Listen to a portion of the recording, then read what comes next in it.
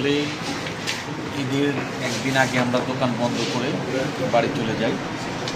কালকে যথারীতি আমরা 4টা-5টার দিকে একবার দোকান খুলে চেক করছি, দোকান তখনও ঠিক ছিল।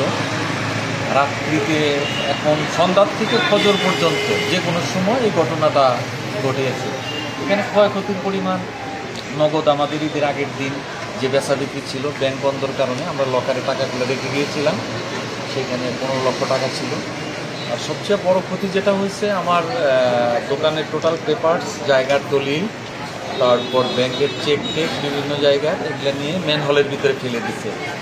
এই পেপারসগুলা এই পরিমাণ ক্ষতি হয়েছে যে এখান থেকে আমাদের আসলে এটা ওভারকাম করা অনেকটাই দুরূহ ব্যাপার।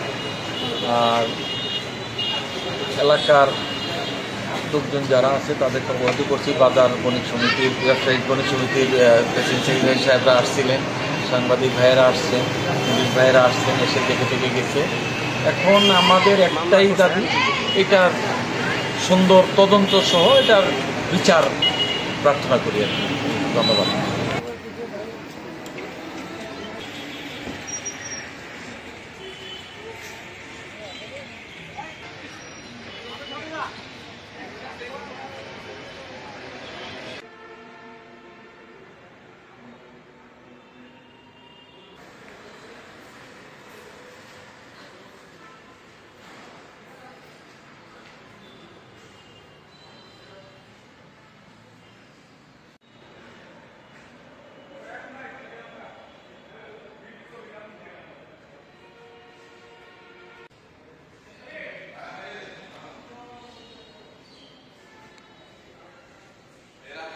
হ্যাঁ,